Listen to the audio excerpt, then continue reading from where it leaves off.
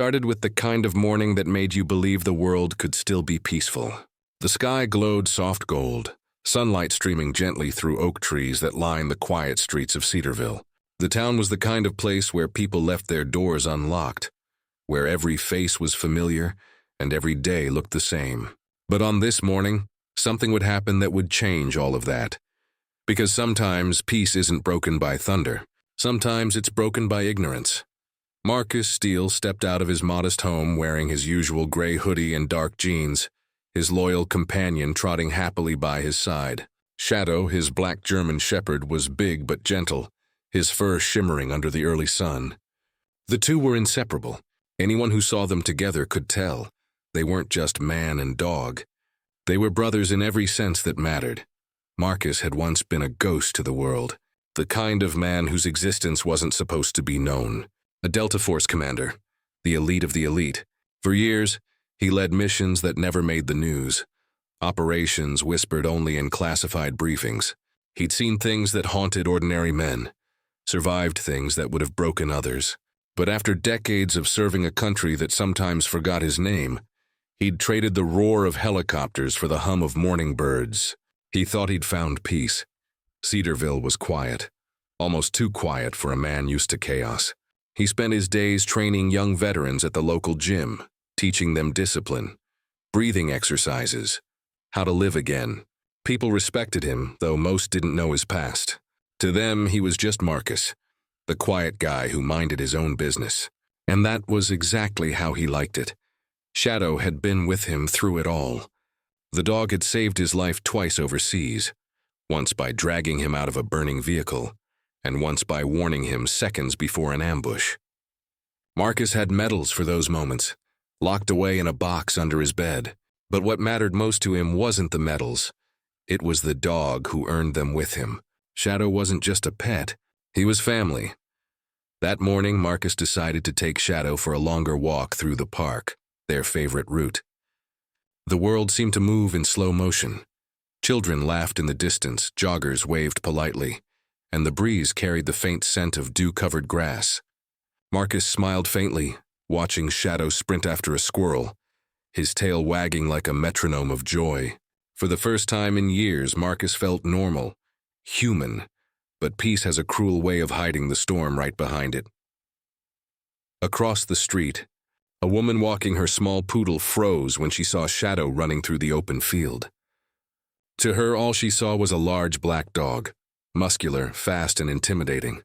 She didn't notice the leash in Marcus's hand, or the gentle tone in his voice when he called Shadow back. Fear doesn't need facts. It just needs an excuse. Within minutes, she pulled out her phone and dialed 911. "Yes, hi, there's a big black dog loose in the park," she said, her voice trembling slightly. "He looks aggressive. Please send someone quickly." The dispatcher asked for details, but the woman didn't have any. She didn't see Shadow's tail wagging. She didn't see the smile on Marcus's face. All she saw was her own fear reflected in her imagination. As Marcus tossed a stick for Shadow to catch, he had no idea that the clock on his piece was running out. 2 officers were already on their way, responding to what they thought was an animal threat. Their adrenaline was high, their training rigid, their perception blurred by assumption. Shadow returned to Marcus, proudly dropping the stick at his feet. Marcus chuckled softly and patted his head. "Good boy, Shadow. Always got my back." He had no idea how true that line was about to become. In the distance, sirens began to echo faintly. Marcus barely noticed them at first. He thought it was just another traffic stop or medical emergency. But the sound grew louder, closer until it pierced through the quiet calm of the park. Birds scattered into the trees. Parents began pulling their children away from the playground. Marcus frowned, turning toward the entrance of the park where a police cruiser was speeding in, its tires kicking up gravel. Something in his gut twisted. Years of battlefield instinct sharpened instantly. He could read danger like a second language, and right now, every cell in his body told him something was wrong. Shadow sensed it too. The dog's ears perked up, his tail lowered slightly as he positioned himself protectively beside Marcus. The cruiser screeched to a stop. 2 officers jumped out, one with a hand already resting on his weapon. Marcus raised a hand calmly, his voice steady but firm. Officers, everything okay? No answer, just tension.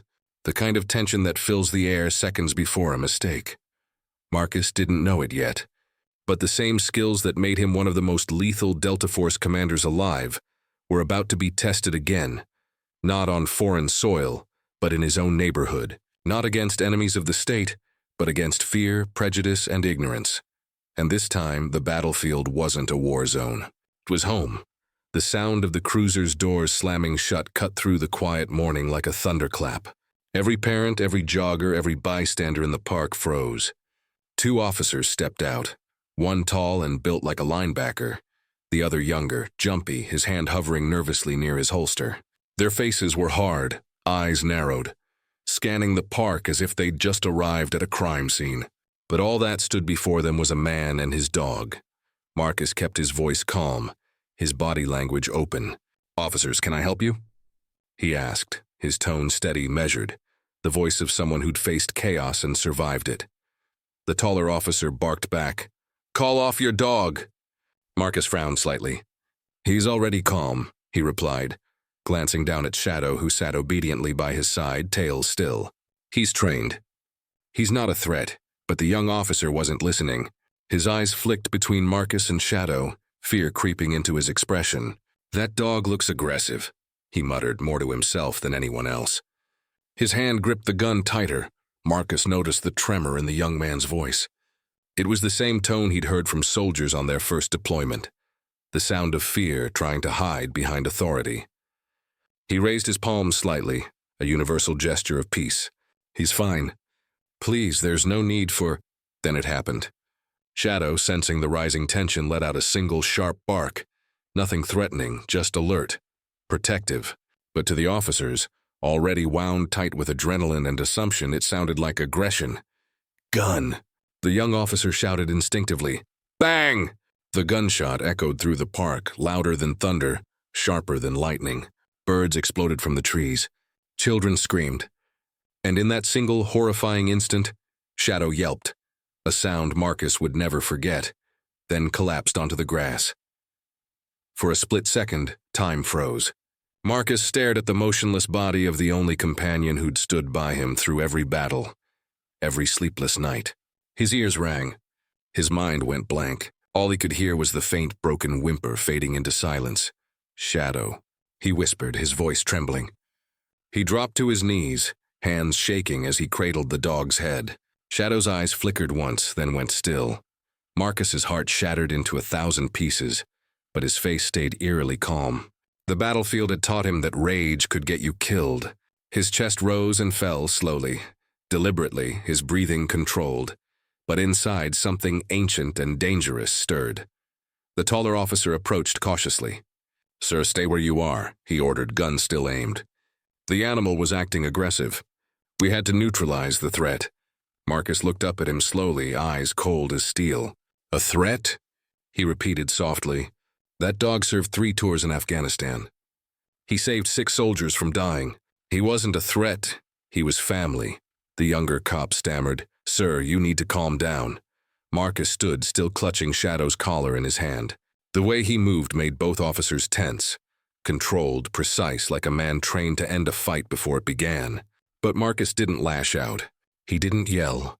He just looked at them, expressionless, and said quietly, "You just made the biggest mistake of your lives." People were gathering now, recording with their phones. Some shouted at the officers, others cried. The park, once filled with laughter, now echoed with disbelief and fear. The officers called for backup, their voices shaky over the radio. "We've got a civilian refusing to comply," the older one said, eyes never leaving Marcus. Marcus didn't move an inch. His military instincts were screaming at him to react, to disarm, to strike, but his discipline was stronger.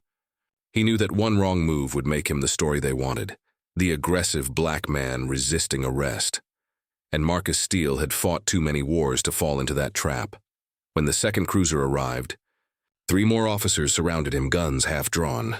"Get on the ground!" shouted. Marcus raised his hands higher, voice calm but sharp. "I'm not your enemy. I didn't do anything wrong," but they weren't listening. They never were. One officer moved in.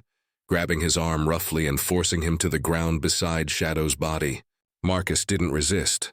His eyes never left his fallen companion. Dirt pressed into his cheek, his chest heavy with grief and fury. But his voice came out in a whisper, more dangerous than a shout. "Do you even know what you've done?" The older officer frowned. "Sir, stop talking and stay down." Marcus turned his head slightly, his jaw tightening. "You didn't just kill a dog," he said quietly. "You killed a soldier. You killed a hero." For the first time, the young officer looked shaken, his grip on the gun faltering slightly. But the damage was done. The world had already tilted. As they cuffed him and dragged him toward the patrol car, Marcus looked back one last time. The leash hung loosely from Shadow's neck, swaying in the breeze. His chest ached, his mind burning with images of combat zones, of brothers he'd lost. And now, the only family he had left. He said nothing as they shoved him into the back seat. The crowd's angry voices grew distant. The car door slammed. Through the window, Marcus stared blankly at the park fading from view. His reflection in the glass showed a man who had buried too many people, fought too many wars, and had nothing left to lose. The officers thought they'd just subdued another angry man. What they didn't know was that they had just awoken something far more dangerous, something the military once called the Phantom, and the Phantom never forgets.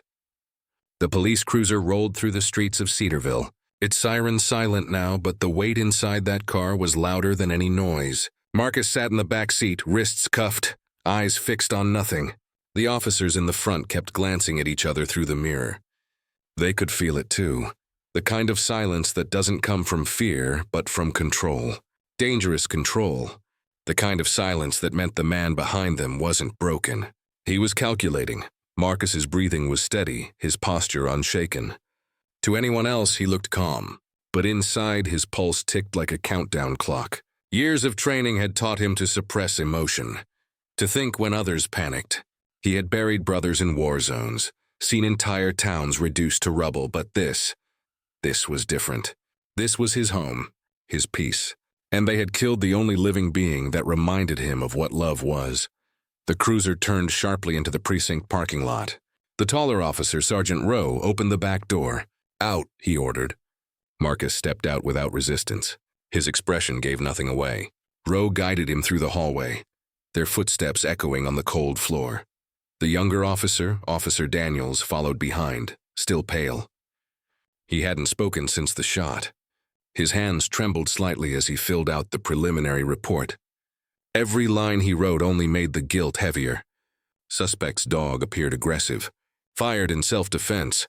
The words didn't feel right even as he wrote them. Inside the interrogation room, Marcus sat at the metal table, wrists still cuffed. The fluorescent light above flickered softly. Across from him, Detective Harris, a middle-aged man with a smug look, sat down holding a cup of coffee. "So, Mr. Steele," he began, "you want to tell me what happened at the park?" Marcus didn't look up. He didn't move. The detective leaned forward. "Look, I know you're upset about the dog, but if you cooperate, we can sort this out."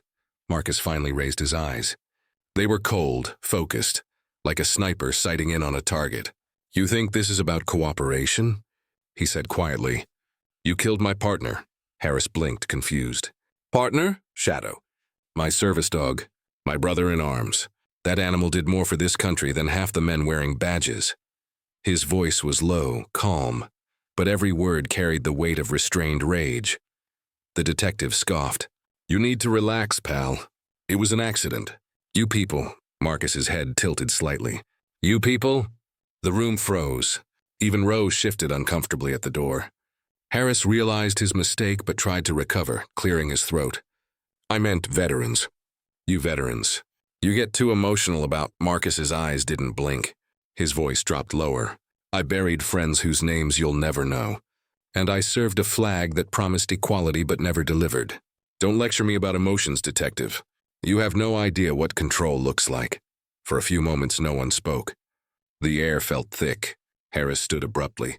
"Fine, sit here and sulk. I'll finish the report." He left the room, shaking his head. As soon as the door shut, Rowe exhaled. "Listen," he said softly, almost as if talking to himself. "For what it's worth, I'm sorry about your dog." Marcus didn't reply. He just stared at the reflection of himself in the mirrored wall.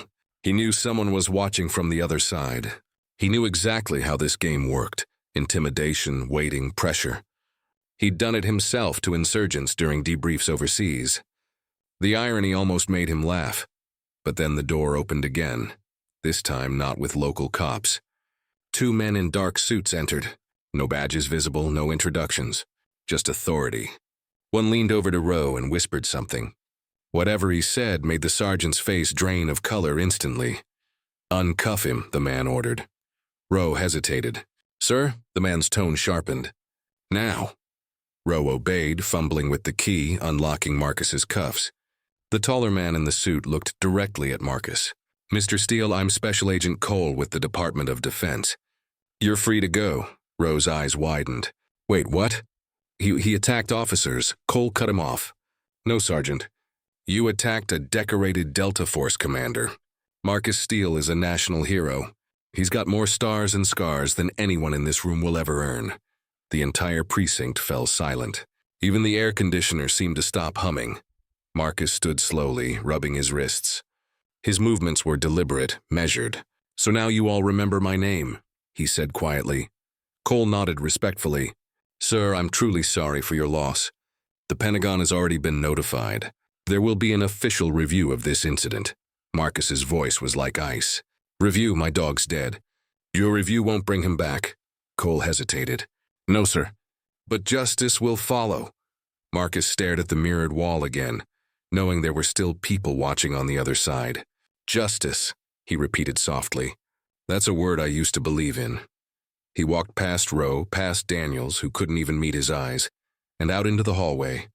Every officer he passed looked at him differently now. Fear mixed with shame. Some knew his face. Others only knew the legend. The soldier who never missed.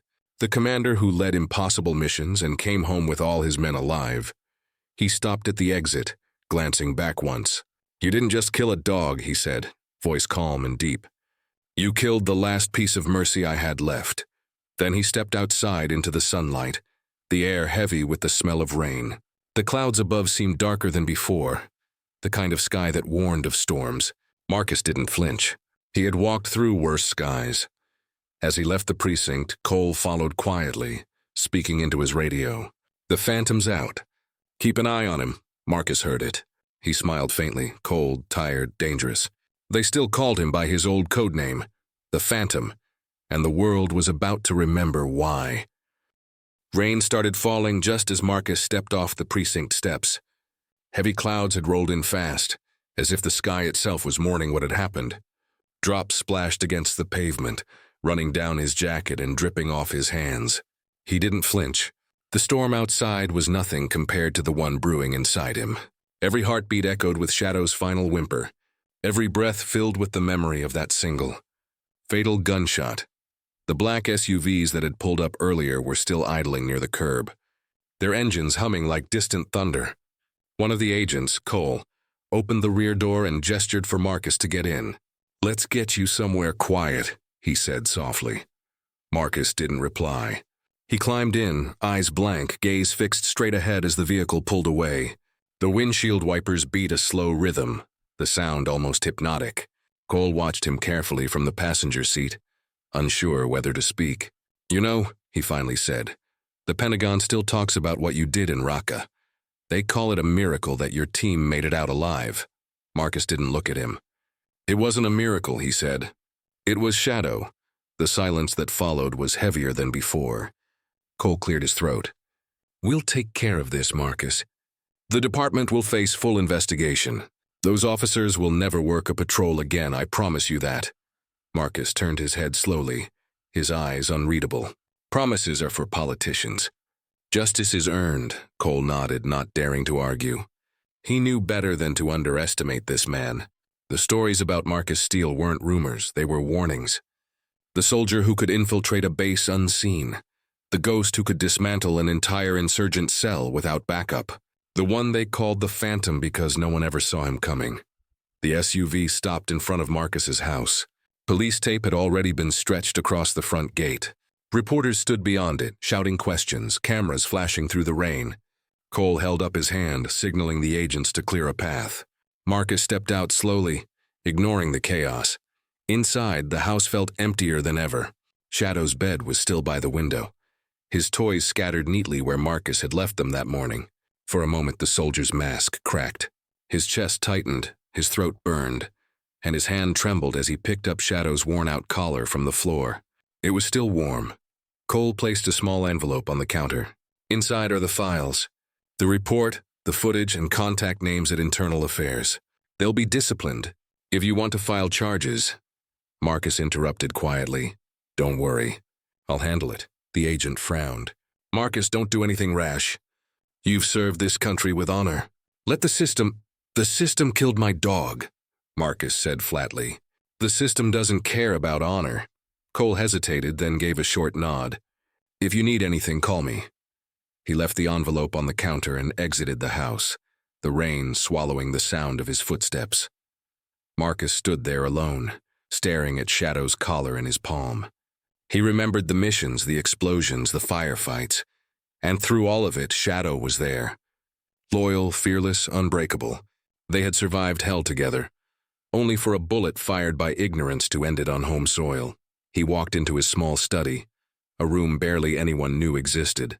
The walls were lined with photos from his service days, his team, medals, commendations.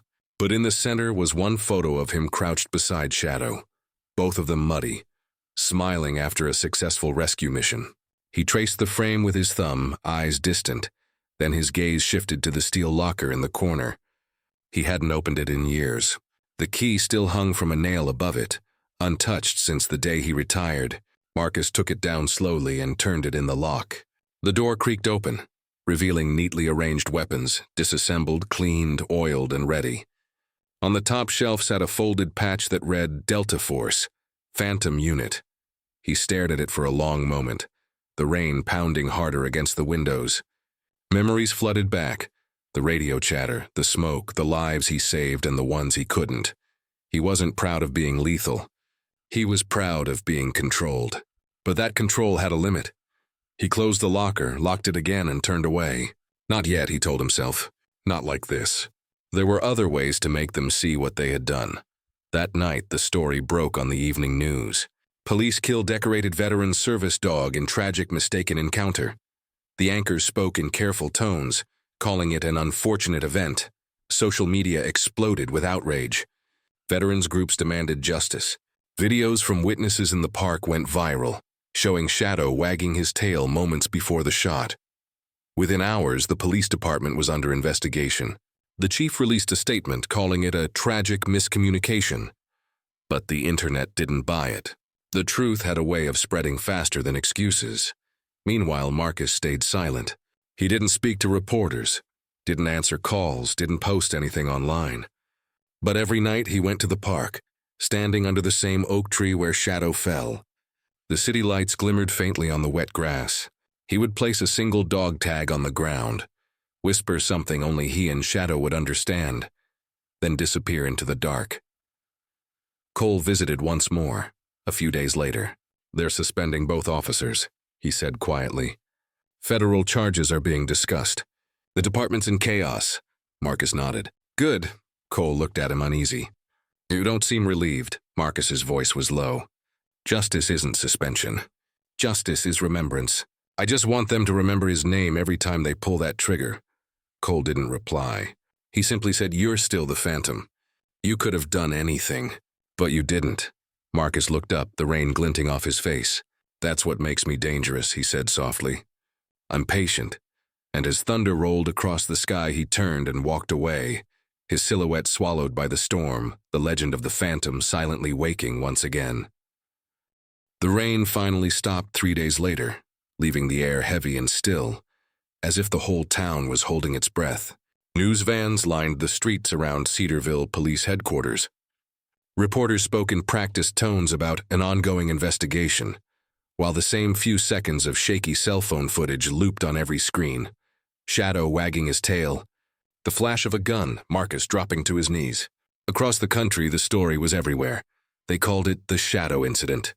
Marcus watched none of it. He sat quietly on the front porch of his home, the world outside muffled, his coffee untouched. A faded American flag fluttered gently from the railing, the same flag he'd carried through 3 tours of duty. It used to mean something to him. Now it just looked tired, like the men who bled for it. Inside, the house was dim. Shadow's collar still rested on the table beside the stack of reports Cole had left. Marcus hadn't opened them again. He didn't need to. The words in them were meaningless. Officer protocol, miscommunication, unfortunate. He had seen those same excuses written over battle reports where innocent people were caught in the crossfire. There was always paperwork for tragedy. Then came the knock. 3 sharp raps on the door. Marcus didn't move at first. When he finally opened it, a young police officer stood outside, barely in his 20s. His rain-soaked uniform clinging to his shoulders. His badge gleamed in the gray light. "Mr. Steele." The young man said, voice careful, respectful. "I'm Officer Miller. I just wanted to say I'm sorry." Marcus studied him in silence. The kid looked nervous, eyes darting like he wasn't sure if he should even be there. "I read everything," Miller continued. "About what happened. About your service. Sir, I needed to say that not all of us are like them. Not all of us see threats where there aren't any." Marcus's expression didn't change, but there was a faint flicker in his eyes, something between exhaustion and curiosity. "Then why are you here?" he asked quietly. The young officer swallowed. "Because I want to be better. I don't want to be one of the ones who acts before they think." "You were right, sir. The system's broken, but some of us still want to fix it." For a long moment, the only sound was the wind rustling through the trees. Then Marcus motioned for him to sit. The 2 men sat on the porch, the silence between them comfortable, almost peaceful. "When I was your age," Marcus finally said, "I thought discipline was the same as control. But they're not the same. Discipline is what you show the world. Control is what you fight for inside yourself. Those officers lost both. And when that happens, people die." Miller nodded slowly, taking in every word. "I'll remember that, sir." Marcus looked out toward the horizon. "Don't remember me," he said. "Remember Shadow. Remember what fear did that day. And never let it decide for you." The young man nodded again, his voice barely above a whisper. "Yes, sir." When Miller left, Marcus stayed on the porch until the sun broke through the clouds. The light spilled across the street, soft and golden. Just like the morning before everything went wrong. For the first time in days, he closed his eyes and let himself breathe. Later that evening, he went back to the park. The grass had grown slightly where Shadow had fallen, tiny wildflowers pushing through the soil. Someone had placed a small wooden cross there with Shadow's name carved into it. Marcus didn't know who, but he felt a faint warmth in his chest. Maybe the world wasn't entirely broken. He crouched beside the cross, pulling something from his pocket. A single dog tag. It was scratched and dented, a relic from their first mission together. He hung it gently on the wooden cross, the metal clinking softly. "You did good, buddy," he whispered. "You did real good." For a while, he just sat there listening to the quiet. Somewhere in the distance, kids were playing again, laughter echoing faintly through the trees. Life, as always, was moving on. When Marcus finally stood, his back straightened, his shoulders squared. The grief was still there, but it had transformed into something steadier, resolve. Shadow had always been a protector, and now Marcus would protect his memory the same way. The following week, Marcus founded a small foundation called the Shadow Initiative. Its purpose was simple: to train police departments and young recruits in communication, empathy, and restraint. Veterans joined, donating time and expertise, teaching officers what fear really looked like and how to overcome it. What started as one man's loss became a nationwide movement within months. Interviews, news coverage, even the president's acknowledgement followed. Marcus didn't care about the attention. He only cared that Shadow's name was on every certificate, every training program, every speech. His partner's sacrifice had finally built something that mattered. One night, months later, Marcus stood again in that same park under a sky full of stars. The air was calm, the world quiet. He looked up, imagining Shadow somewhere out there, running free through the fields beyond this life. A faint smile tugged at his lips. A voice behind him broke the silence. "You did it, Phantom." It was Cole. He stood a few steps away, hands in his coat pockets. "You turned pain into purpose. Not many men can do that." Marcus's smile deepened just a little. It's what Shadow would have wanted, Cole nodded. You could have gone to war with them. But instead, you made peace. Marcus looked back toward the stars. Peace isn't something you find, he said softly. It's something you build, one act at a time. The two men stood there for a while, saying nothing, just watching the night. When Cole finally walked away, Marcus stayed behind, alone beneath the stars. He reached down, touching the small wooden cross one last time. Rest easy, soldier, he whispered. Your mission's complete. Then he turned and walked down the path, his shadow stretching long behind him under the moonlight, no longer burdened by rage, but guided by memory. The man they once called the Phantom had returned to the world, not as a weapon, but as a reminder that even the most lethal soldier can choose mercy, a reminder that even in loss, love can build something greater, and that sometimes the quietest men carry the loudest legacies.